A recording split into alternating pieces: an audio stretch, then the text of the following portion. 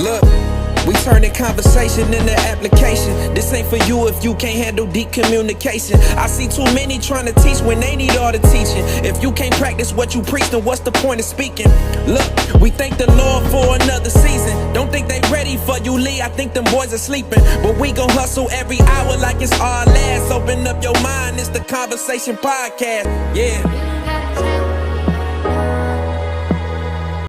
What's going on, everybody? Welcome to the converSAYtion podcast. I am your host, Leon Reed Jones, and this is the place where we turn conversation into application. As you can see, we in a new space. Shout out to JG Audio Wave Network. We're in a new space for this season. Y'all saw me in another building, but we are in a new building. And today, my special guest is a very hardworking person, a very cool person as well. We got Miss Jordyn Sims. How you doing? I'm good. How are you? Thank you. I'm good. That was a great introduction, by the way. I try to make my guests feel right at home. It's like you're talking on the porch, you feel me? But again, definitely glad that I could have you here. Definitely glad that you said yes to the podcast episode. So something that I love to ask my guests before we get started is, what would you chapter this title of your life? This season in my life, I would name it intentional. Mm-hmm. I'm trying to be very intentional about who is in my life, what's in my life, what I'm consuming, and what I'm putting my all into, because it's very important. For sure. Definitely. You don't want to continue to put yourself or pour yourself into negative situations or negative things. So I'm trying to intentionally put myself in positive areas and try different things that I've never tried before to see if it might be something I like, or something different. So shout out to Jordyn. She got a new song coming out, mixtape called Intentional. It sounds like a like a good song title. Yeah, come on now, give me that Janae Aiko, Summer Walker type of feel. So shout out to Jordyn. She got a song coming out on all platforms, Intentional. Make sure you run that up. I like that. But so when I hear you talk about being intentional, whether that be certain relationships that you have, the path that you're on, what is like something that if you had to prioritize those things, scale them from my number one priority to my last priority, what would you say you're the most intentional about? Personal growth and my mental health. Mm-hmm. Very intentional about those two things.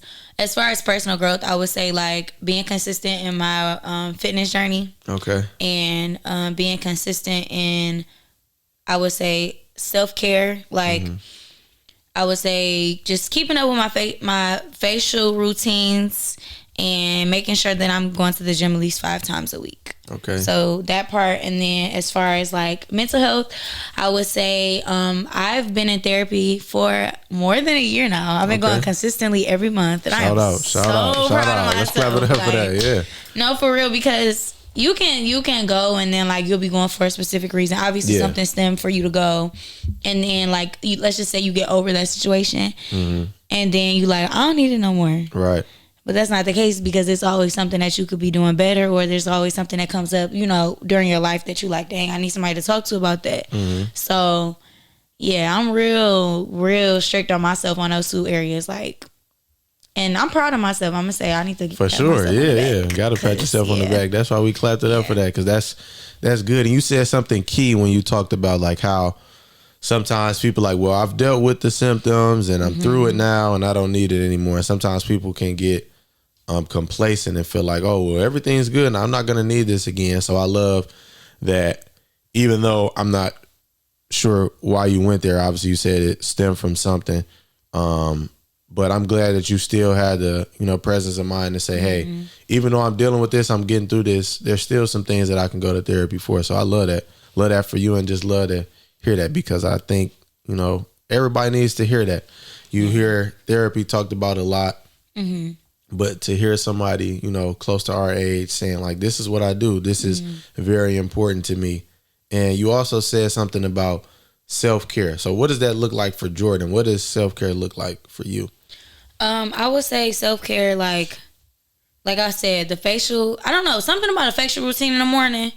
it's like a good refresher for me. Like, I don't know, like, and then just seeing the progress of my face, because when I was like in middle school, like early high school, I had really, really bad acne, but I started to like, you know, do face wash, but I would do it here and there. Like I said, once it cleared up, I would stop using it because I'm like, oh, I don't need it no more, you know? Yeah.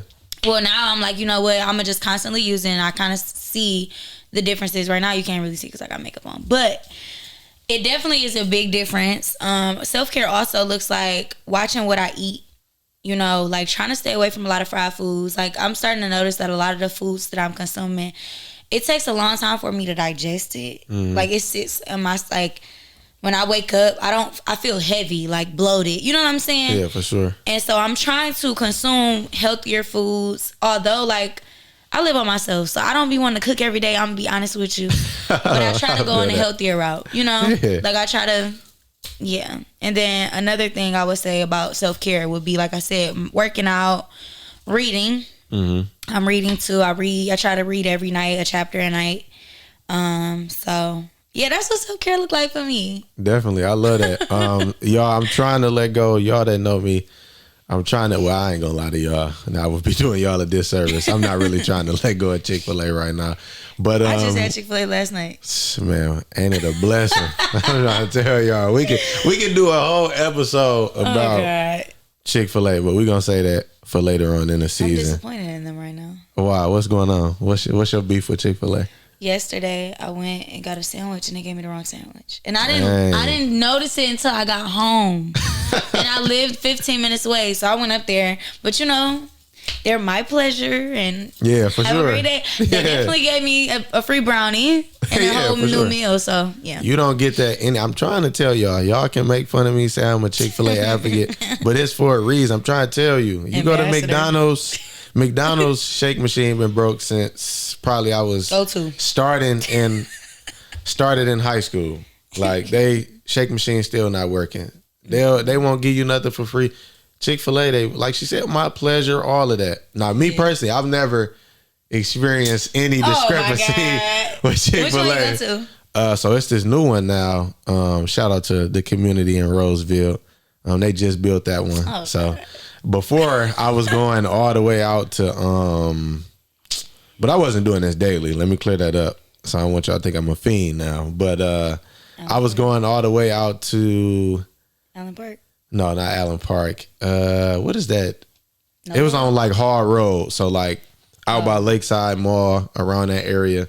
So yeah. How far is that from you? That's like 30 minutes. But that was like when I had free time, you know, it wasn't like after work. No, of course not. So what you was eating in the car? By the time you get on the food court? I would just sit there and eat the food, or, you know, just kind of chill and relax. But shout out to Chick-fil-A. I think next time I'm going to come in and I'm going to do a Chick-fil-A ad. You know, we got to get the ball rolling on that. We need the endorsements and everything. But yeah, shout out to Chick-fil-A. Oh my God. Shout out, man. Can't forget the Polynesian sauce either. But, you know, I told y'all we could do a whole episode. Oh my God. That would be fun. You said I want to start at the beginning, like, because as I said, you know, when we were doing the intro, you seem like a very, you know, talented, gifted, hardworking person. So take us to the beginning. How was your upbringing? You know, what did that look like for you at the beginning of your journey?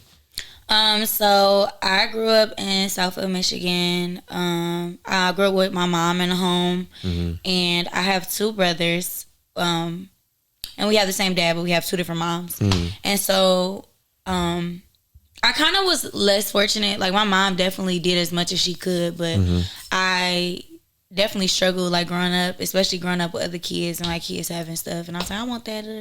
It wasn't too bad because my dad would, like, I would have two different Christmases. You know, it wasn't that bad, but, like, you know, it wasn't glitz and glam all the time. So, in middle school, or after middle school, I ended up moving to Canton, which is predominantly white. And I definitely was taken away from, like, all my people, you know. And that was a huge adjustment for me because I was used to just, you know, people, like, you know what I'm saying? Like, I was used to it. It's just a totally different vibe. But I ended up moving out there. I hated it. I hated it. Like, I hated it so bad. But you know what? It ended up working out for me because I was able to focus more and like focus on what really matters. And that's what set me up for where I am now. And I was able to, you know, get a job at 15. I was able to get in dual enrollment, which means like taking college courses while you're in high school. And, you know, I was just working. And then what I ended up doing was going to the military. Right. Prior to, what am I trying to say? Prior to going to college. Yeah. Yeah, I went to the military prior to going to college, and they ended up paying for my college. So I kind of just was like, okay, let me see how far I can take this. Yeah. So I ended up taking my career from military, which is IT, and taking it into my civilian side, going to college for it. And now the rest is history. Like, for sure. I'm pretty much, you know, I'm an IT auditor for the Navy through a firm called Deloitte, and I am still in the Army as an IT specialist. And I'm also a cheer coach at Berkeley High School. Shout out. I've been to Berkeley before, but that's a interesting and dope story, because from what I'm hearing is like your whole environment changed, but it changed you for the better. So like, talk about some things that you learned from going to a community that you were comfortable in. You know, you talk about, you know, I was around my people. I was comfortable here. Now I'm in an environment where everybody doesn't necessarily look like me. I'm learning different things. So talk about what that looked like for you and some things that you learned from that process. It brought a lot of self-awareness. I would say that, because when you go somewhere, you automatically, like, for some reason, you automatically connect with your people. Yeah. Like, it's no hiding it. It's no getting away from it. You always gonna cling with somebody. Like, if it was 3 of black people in one class, we all was sitting at the table. At the same table. Like, it was no hiding it. But self-awareness and knowing, like, because when I ninth grade, a lot of people would tell you from high school they did not like me. Because I was so aggressive and like just so like, and now I look back on it because I got videos from like Snapchat and stuff. I'm like, girl, why were you like, it's like so cringy, like. Yeah. But definitely self-awareness and understanding, like, you have different friends for different reasons. For sure. And, you know, I did keep a lot of my friends from Southfield, but I always party with them. That was like all I really did, for real, if I'm being honest.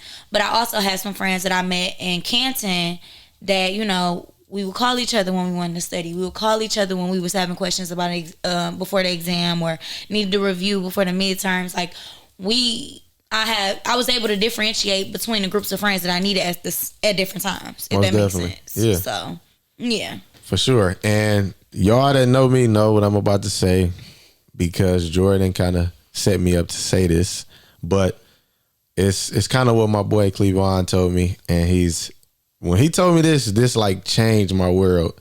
It's like, you got to define and align your different relationships with people. And what he meant by that was, like, you know, the people, as you said, you could go party with, but you wouldn't invite the people that you go party with to go study with you, because they value 2 different things. Right. And so for me, I know the people, when it's time to get work done, I know who I'm calling. If I want to go play basketball, I know the people that I can go call. If I need some help with something, I know the people that I can call, because each of those relationships have shown me what I can, you know, either depend on or kind of reach out to you for. And I think a lot of times we didn't understand, you know, as kids, and even sometimes grown people don't understand boundaries. You know, you think everybody is your best friend. Like, oh, this is my best friend. No, you may be her best friend. Yeah. But you clocked she's not your right now. You know what I'm saying? I like that. Boundaries. Definitely big on boundaries. Yeah, like, I just feel like a lot of people don't take the time to say, hey, no, this is my acquaintance, not my best friend. You can't do everything with everybody. And the best part about it is that's perfectly fine. And so I think, like, I don't want to do everything with everybody, because you'll find out, like, nah, bro, you actually cannot play basketball. So I'm probably not ever asking you to come up here again. Your music taste is horrible. Yeah, like, so you're not gonna have the Hawks. I'm sorry. You know. You get what I'm saying? So I think more people have to set those boundaries, because boundaries are for you, not for the other person, to protect you and say, hey, this is the line. We cannot cross this line. Like, we're friends, we good, but we just can't do this. And I think a lot of times when people are able to recognize that, you'll be able to respect and cherish the different forms of relationships that you have, because everybody's not your friend, everybody's not your best friend, your homie, all of that. Sometimes we just work together. We're not gonna go out and go to dinner. We're not doing that. You just a work friend. Yeah, like we cool. Like, and I think that's an important piece. And it also teaches you, like, you have like certain people that you can do certain things with. So I just love being able to constantly, even now, understand like, nah, this person is for this. And it's not like you can hear that and think like, oh man, Jordyn is more valuable than my friendship than Leon. No, not necessarily. It's just I'm putting people where they belong in my life. And it's no like you're on the number one tier, you're on the second tier. Just like, no, you belong here and this person belongs here. So yeah, I love that. And boundaries comes with the level of maturity as well. For sure. Because you'll find a lot of times with people that's not at that maturity level, they'll think like they'll get defensive on certain things. You know what I'm saying? Yeah. And you like, why you that ain't listen. You know what I'm saying? And then when you said like you put people in your life where they need to be, I think that comes from sometimes people grow up from different backgrounds and they don't know like a time or a place of certain things, you know? Sure. Or like, I can't bring you here, girl, because you don't really know how to act in front of my family. We will die. You feel me? Like I had to come to a realization like with my like what I wanted in a partner. I'm like, I gotta be able to take you to the club. I gotta be able to take you to church. Right. I gotta be able to take you to the family reunion. Yeah. Those are 3 things that you gotta be able to go to, and you can act accordingly. You know what I'm saying? That's it. That's it. That's all I care about, because, you know, that's what I feel like for my birthday. I like to go out, have fun for my birthday, or especially events or whatever. I go to church a lot. You need to be able to pull up the word when I ask you to. For sure. And, you know, family reunion, I'm really big on family. Like, me and my family are really close. So those were a lot of the core values that I put. And that also goes along with what I meant, like, by self-care. You know, so. Definitely. Love that. And if y'all listening, y'all trying to get in Jordyn's DMs. I don't want this nobody. What she said. I don't want nobody in my DMs. She said the 3 C's. She said the club for her, church, and the cookout. Oh my God, you are so smart and clever. I had to switch it up. She said family reunion, but I had to put another C in there. You know what? I'm stealing that. Yeah, I'm stealing that. That's the first date. Can you go to the club, cookout, and church? Yes, okay. I got another one. 3 C's for y'all. Chick-fil-A. Oh my God. Church and a family cookout. Shout out. But you talked about briefly the Army. So what was that situation like? What was that opportunity like for you? What did you take from that, or what are some things that you experienced? In the Army, it's definitely not for the weak. I would say it's a mental game, and they try to literally destroy you in the beginning. Yeah. So in the beginning, when you go to basic training, their whole initial purpose of like making you go there is to literally break you down to build you back up. Yeah. Because at the end of the day, we are all soldiers. Yeah. Like no matter what your job is, you could be a medic, a freaking truck driver, a mechanic. Like, we all soldiers at the end of the day. So they gotta train us to do just that first, and then you will all separate into like your job trainings or your school. That's what they call it. And so that part was like really like college dormish life a little bit. Yeah. Like, it was very strict still, because you couldn't, like, I related to prison. I'm gonna be honest. Like, not prison, but jail, because you gotta do these, like, daily checks, or they call it, what the heck did they call it? I can't remember it. But anyway, you would go in, they gotta do a count. Basically a night count or whatever. And it was like, you had to go to bed at a certain time, wake up it definitely taught you discipline. And, I appreciated that, because I took that discipline and applied it to my civilian life. But the military, I would say it was worth it. I did it. I went in. I had a vision for why I was doing it, and I had a purpose. And I'm going to get everything I can get out of them, because they're going to get everything they're going to get out of me. For sure. Physically and mentally. So, would I recommend it to anybody? I don't know. Depending on what you know what I'm saying. I always say the military is for people who don't know what they want to do. Yeah. So yeah. See, me, I knew I wasn't going to any armed forces when they had to shave your hair off. Why are you? Why is that's so temporary? If my barber is not touching my hair, then I don't need to go. I ain't never seen that many bald people in my life. Yeah, I can't do it. Shout out to the movies that I watched coming up with my brother, like Men of Honor. It wasn't gonna be nothing like that. I did not. I didn't watch anything before Basic. That's where I messed up at. Yeah, I wasn't trying to be like. It? Like, I don't know. That was stupid. But I would have chickened out. I swear. No, I wasn't. I knew I wasn't going, and I'm real silly. Like, so somebody yelling at me, like, because I'm the type of person, I laugh at stuff like how it's said. You could say one of the most simplest things, but if you say it a certain way, I'm gonna laugh. So I know for a fact, if I either was getting yelled at or I saw or heard somebody getting yelled at, I'm laughing. So I'm just letting them know I'm not gonna go. I'm gonna get a dishonorable discharge. I already know it. You already I'm letting you know.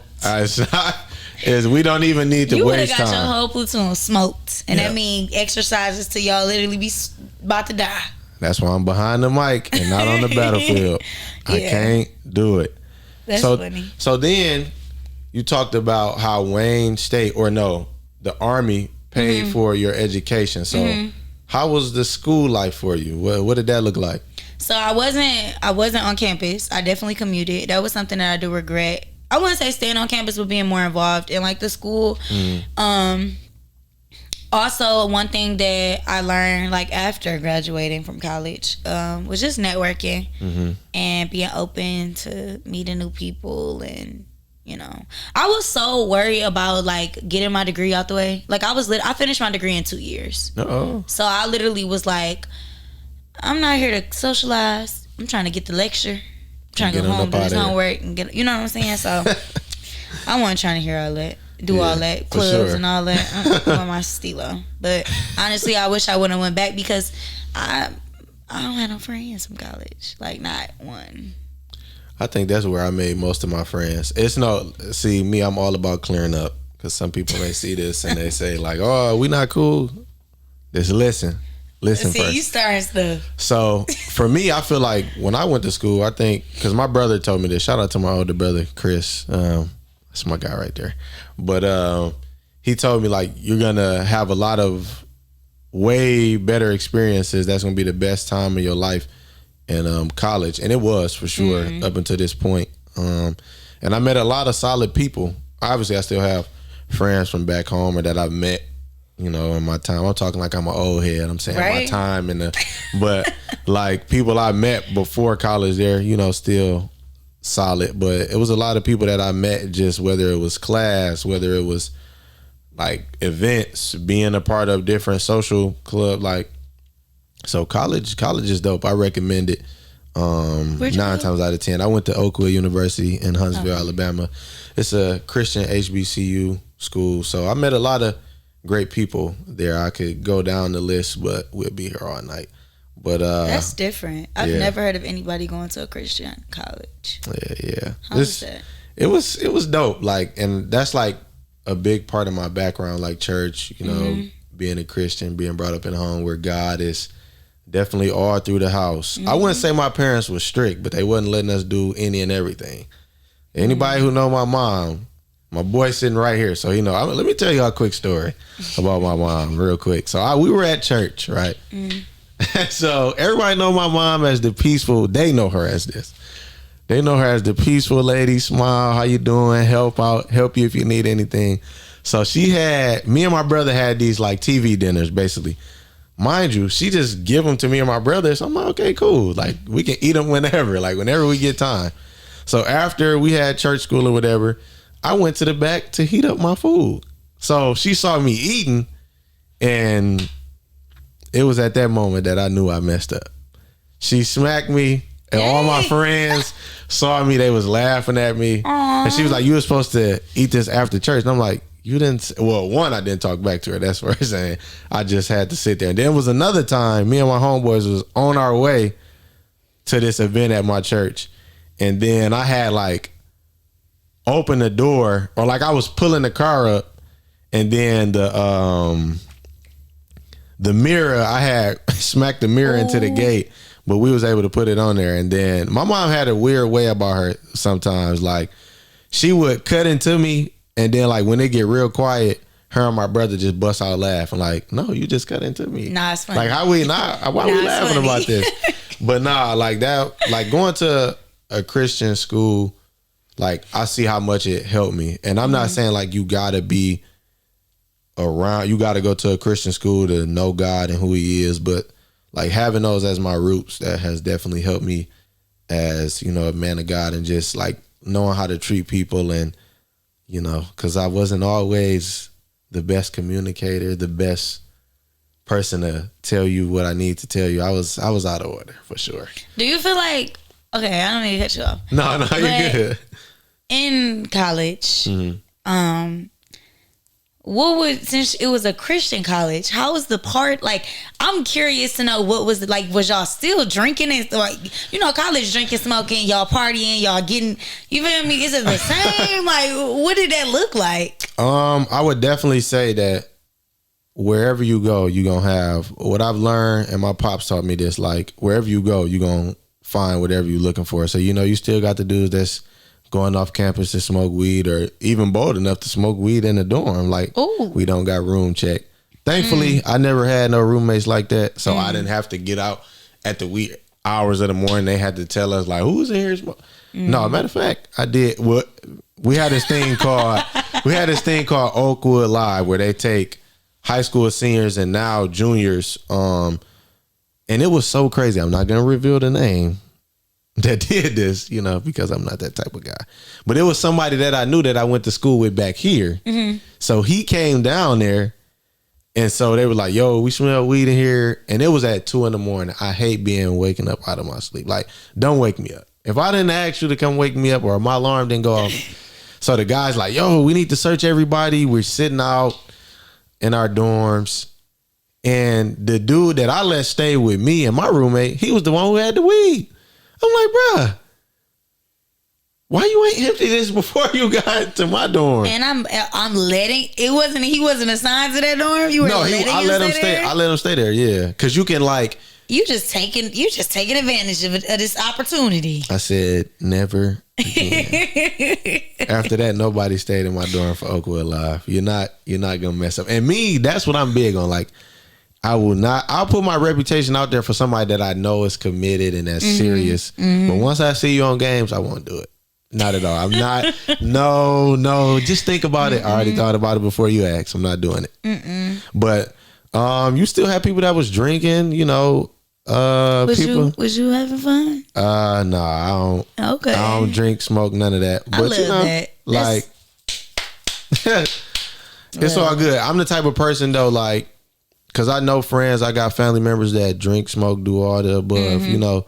But I come from a household in the village, like, where we don't look down on people because we may differ in lifestyles, or because everybody got skeletons at the end of the day. Yeah, I may not drink, but I got struggles. You know what I'm saying? Yeah. I may not smoke, but I still got some skeletons that I need to, you know, overcome. So I was taught, you know, my people, my background, my support system, you know, like, yeah, you don't need to get involved in that, but you don't need to look down on them, because they can overcome that if they just trust God and continue to walk the path that he's set for them. So you, again, like, you had the people, I was in dorms where, now thankfully I wasn't roommates with people that was doing this.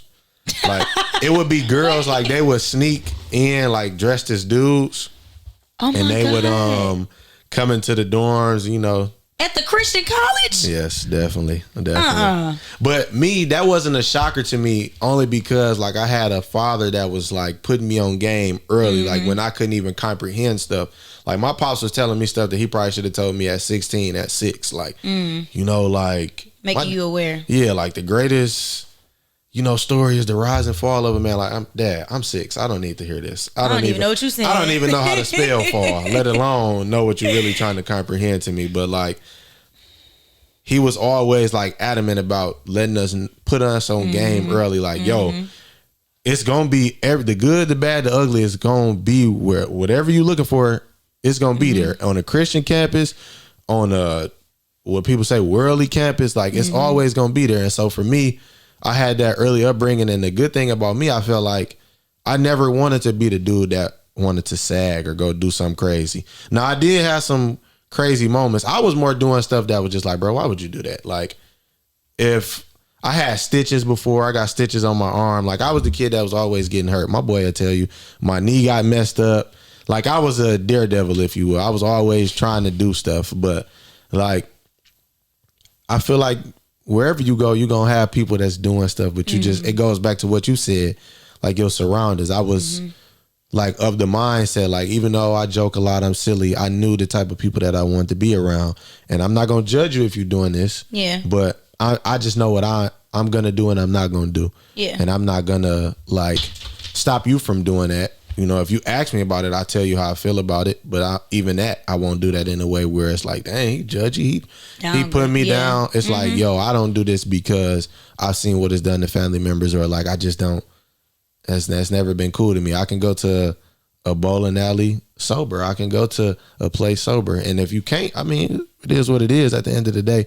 But I know my type of fun is hanging with family, playing basketball with my guys, seeing my mentees, or whatever the case may be like. But everybody has different definitions of what fun is or what things in general are. So that's how that was for me. I know I was, you know, like a pastor, I was long-winded. You fine. So I like that though. I think I'm struggling with like being able to, like you said, you're able to talk to somebody without you're being mindful of, you don't want to put them down, or you're not trying to point out like anything that's going to make them feel a certain way. Yeah. I'm still working on like not being like intentional. Being intentional on my words. I'm so like, I just feel like, oh, I have to say it because it's on my mind. I'm so blunt. You know what I'm saying? I don't, and I'm still trying to find ways for me to say it in a way where it's what I'm trying to say, but it's not as harsh. You know what I'm saying? Or definitely. You know what I'm saying? Being mindful. And that's another thing that I'm working on, like with my self-awareness too. Like just not having to say everything that's on my mind. Yeah. And that's hard sometimes. Yeah, no, definitely. It's definitely hard to like bite your tongue. But I think if you really, and that's something that I pray for daily. Like, God, help me to give me the discernment on when to and when not to. Yeah. Because I think sometimes people have good intentions, but sometimes that's not needed right now. Like a lot of times what I tell people at church, like, yeah, you may have the correct Bible verse for this person, but maybe they just need to sit in silence. Or maybe you just need to tell them, like, I understand what you're going through. I've been there before. Yeah. We here for you. Yeah. Versus like, and I'm not saying like you shouldn't give them the word. Like, of course we need that. But sometimes you got to be able to decipher like when I need to do this and when not to. And I think another thing is like, it goes back to also what you said about your environment. You're so used to like how you grew up. Because for me, I know for a while, and even sometimes I still had to catch myself now, like, bro, how do you not know like how like not to run a red light? Or how do you know not to do the, because it seems so like this is common sense. Because sometimes you can't really wrap your mind around like, and now there are some things that I'm not making an exception for. Like, bro, you got to know this. Like, come on now. You got to know, like, you shouldn't just dart out in the middle of the street. Like, you got to know that. Unless you like mentally impaired, you got to know, like, you shouldn't. Yeah, it's certain. I get what you're saying. But at the same time, I still try to, this is what stops me and keeps me. I feel like I'm a humble person already, but like, this is what keeps me humble, understanding that I go through too. And the fact that I've told people this is what I've carried with me this year. Like, none of us can realistically judge one another because we all got something. You feel me? Like, I may not be on the corner dancing for money or like, hey, I work for soup. You feel what I'm saying? But I'm struggling in some way, shape, or form. So it's like, of course, I don't have time to talk about somebody else because I got to get my stuff in order. It may not be as, because I think what we do is we put struggle on the tier. Like, oh, you homeless, you on the tier, you on this tier, you out your mind, you on this tier, or you don't got a car, you on it. Like, but we all, each of those that I just named is a struggle. So that's the common thing. But I think more people need to focus on how we come out of that struggle versus, oh, Jordan's struggling this way. At least I ain't struggling like Jordyn, or at least I ain't struggling like, but that really don't matter. Who is that helping? How's that, moving the needle forward? So I think another thing for me is like understanding that we all go through, and we don't have no room to talk about anybody because if I point something out that I know personally about you, then you can point something out about me. We may differ in struggles or differ in problems, but the common denominator is what? We still got problems. So I think one thing that keeps me level-headed and like, nah, there are some things that I see and it's like, bro, why are you doing that? Or like, why are you saying like, but at the end of the day, it all goes back to environment. Like some people, I think sometimes because of how we grew up, it's hard to wrap your mind around like, yo, you just don't know this? Like how you don't know this? Because nobody ever taught them. You got secondhand embarrassment because you see, like my biggest pet peeve is seeing people on the phone in public, the speaker. And then y'all not talk about nothing positive. It's about your baby daddy or your cousin or somebody. That, you know what I'm saying? So, like you said, just like I try not to be judgmental. Cause why do you think the world want to know what y'all talking about? Yeah. But it's like maybe somebody never told them like, hey, you being rude right now. Yeah. We don't want to hear this. We trying to grocery shop. Yeah. I'm trying to read the label and you over here telling me about how you finna key this man car. Yeah. We don't want to hear that. So yeah, I'm working on that though. I'm working on not being judgmental when it comes to things that we think is normal or think is common sense. Because like you said, everybody got their own backgrounds and they just don't know. And I remember like you said something about the model in the home or someone not being, you know what I'm saying? So if that's not what they see or if they've never seen it before, they don't know it. Yeah, they can't model what they don't see. Yeah, and honestly, I feel like you shouldn't bring up a problem if you don't have a solution for it. Yeah, if that makes sense. You need to vent. Like it's different when someone's venting to you and then they ask you, but you always got to be mindful. Like when somebody venting, or do you want me to respond? Yeah. Or you want me to just listen to you? Like you said about when, you know, the people at church want to bring out scripture and stuff.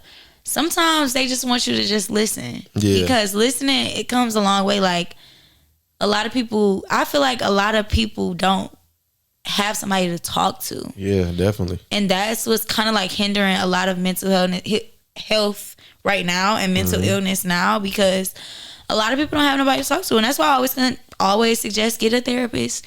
But black people are so freaking like, y'all are all stubborn and nobody wants to just step out of that stubbornness and take the necessary steps they need to better themselves. Yeah, I think what comes along with that when you speak about people, you know, being scared or like down in therapy, I think because of what is the word I'm looking for? Like the narrative that's going with therapy. Like, oh, I'm crazy. Like, no, you're not crazy. You actually a smart person for saying, yo, this is what I need to get myself right. You know what I'm saying? This is what I need to do in order to, but a lot of times people don't look at it like that. If I go to therapy, what if I find out? No, that's good that you find that out. Because now you know this is the problem. And now you have your therapist and people around you that's going to give you the solution, or that's going to guide you to the solution that's going to help your problem. And so for me, I think another thing is like I've adopted the even if method. Like speaking from a standpoint of like, even if, you know, you find out that this individual is still, they got somebody to vent to and they just doing stuff just out of anger or whatever the case may be, you know, still treat them right. Don't judge them. Don't look down on them. And if, like you said, if you're not helping, you probably shouldn't be around at the end of the day. No, like, for real. And me, I always tell people, I'm never going to recommend something that I'm not either going to have a hand in or point you in a direction of it. Yeah. I always say this on the meetings that we have at church. I'm not going to be like, well, we need to start having meetings at 8 and then I don't lead out in them. Or like I'm not attending them. You get what I'm saying? Or like, well, we need to do more of this. Okay, well, point us to the resources. Because everybody quick to tell you what we need more of, what we need to do. Well, do you know somebody that can do that? Can you do that? And a bigger question, are you doing that? So I think, you know, that's a big thing for me, like giving people grace, because I understand God does that to me every day. And whether I like what somebody's doing or not, God don't like everything I'm doing. So you ain't perfect. Yeah, at all. No, nowhere near. So I think that's what keeps me like when it comes to people. So I like that. Give grace. Yeah. Because you don't know how much grace God gave me, okay? For sure. All of us, tell you. And also forgiveness. Like, I just finished a book not too long ago about forgiveness, and I can't think of the name right now, but there was a prayer that is going to forever stick with me in that book. Like, I'm big on reading books that I'm slowly but surely trying to read the Bible. Yeah. But I'm starting to read books that refer to the Bible so that I can slowly but surely get in there. Like, I started Genesis, but I'm be honest with you. I can get so wrapped up on the wording that I be like, Lord, you're stressing me. Yeah. But that comes with Bible study. So I'm getting into that. But I wanted to take an initial step. And so I would get books that would have the scriptures in it and mention, the word. So in the book, one of the prayers were, Lord, allow me to forgive so-and-so for what so-and-so has done or hasn't done. Anything that I can't forgive, I'm going to allow the blood of Jesus. I can't tell you verbatim what it says, but basically, I'm giving it to God. And I'm allowed with the blood. I remember her saying the blood of Jesus. That's all I remember. I said, you know what? I said, girl, I'm going to say that. That's for real, though. Like, if I can't forgive you, I'm going to allow God to forgive what I can't. I'm going to forgive you up until this point, and then if I can't reach you all the way there, my God got me. And then he going to get me to that point. Definitely. So I'm real big on that. Forgiveness, because everybody is not, like you said, everybody not raised like you. They don't even know they probably hurt you. Or, so forgiveness and grace is really, really big. Like, yeah, definitely. You gotta be forgiven. You gotta give yourself grace and give everybody else grace, because you don't know what people are going through. That's a fact. On a day to day. And yeah. Everything is a process at the end of the day. And I think as we continue to journey through our life, we find that out, because everybody's in different chapters and phases of their lives. So love that. Now we gonna get ready to go to the fun part. Okay. As we get to a close. So I never tell my guests about this on purpose, but this part of the podcast is the Let Me Get to Know You segment of the podcast. But before I do that, I'm big on giving people their flowers while they can smell them. So I love all that you're doing, whether it's being intentional about your life, getting closer to God, the work that you do in the Army as well as the Navy, working on your masters, all of that. Oh, I did mention that. Yeah. Get my masters. I'm sorry. Yeah. No, you good. We want to shout you out. So thank you. Just want to give you your flowers and tell you to keep going. Again, support you and everything, all of that. So now I'm going to ask you some rapid fire questions. Okay. And you answer them to the best of your ability. Okay. You ready? Yeah. All right. So the first one, what is, in your opinion, the best flavored Lay's chip? Barbecue. Okay. All right. I'm going to go honey barbecue. Oh, God. Please. But, we're still in the barbecue family. We're still barbecuing something. It's just honey on top. Smoked.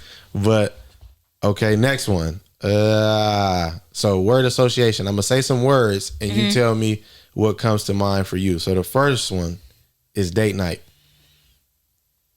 Off the water. Okay. Again, we're going to direct y'all attention, fellas. Oh, my God. She said, please. And again, we want to be clear. Context is key. Not the water that you put in for your daughter in your grandmother's backyard or at your house. Not the apartment complex water. Oh, my God. That's for a swim. She said off the water for y'all. Okay. What's the next one? Journey. Roller coaster. Okay. And last one. Faith. I'm going to say journey. You know, because this is, I'm sorry. I didn't want you to be like, you just stay with, no, it's a journey for sure. No, that's good. That's good. Next question. Here we go. Better show, in your opinion, Sweet Life of Zach and Cody or Drake and Josh? Sweet Life of Zach and Cody. Why are you picking that over Drake and Josh? It was a lot in that hotel. Like, I love all the Zach and, like, the deck, Sweet Life on Deck. Sweet Life Deck, you know. I think it was one more, but after Sweet Life on Deck, I kind of got off the deck and went to another show. Or maybe not. Maybe I'm thinking of something else. But no, I like them because it was just always something going on. Like, that's one of my comfort shows. I could watch it right now. Yeah. Disney Plus. For sure. Shout out. I would say Drake and Josh for sure. Both of them were great shows for my childhood, but Drake and Josh I feel like had more drama. I think it was slightly funnier for sure. Slightly. Not by a great margin, but it was you know, it was a very funny show. 3 childhood shows that you enjoyed growing up. Proud Family, Sister, and That's So Raven. That's a great list. For me, I would say Danny Phantom. I'm gonna take y'all back. Roly Poly Oly. Definitely a good show. I was saying the theme song for y'all, but probably bring my dad in here next time to do that. But what's my last one? I like Dexter's Laboratory too. That was a really good show for me. That was good. Yeah, shout out my boy Dexter.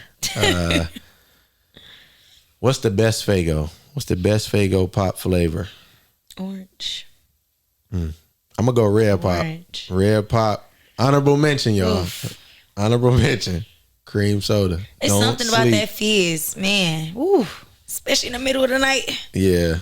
With some ice in it. You sound like you about to go do that after this. Okay, for real. All right. Last 2.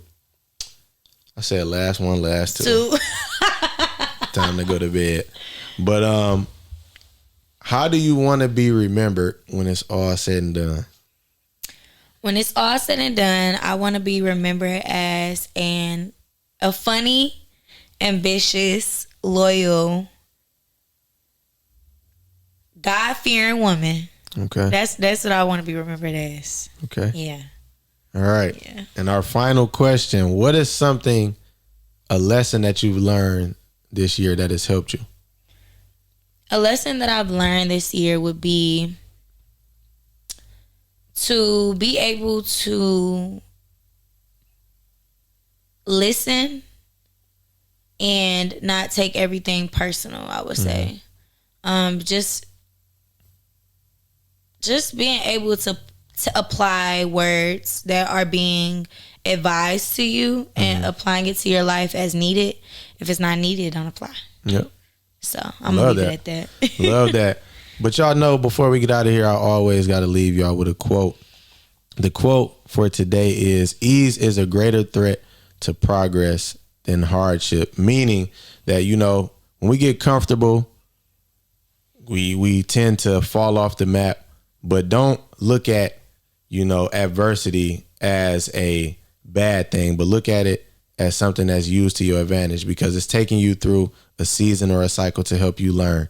Thank y'all for tuning in to the converSAYtion podcast. We'll see y'all same time, same place. That was good.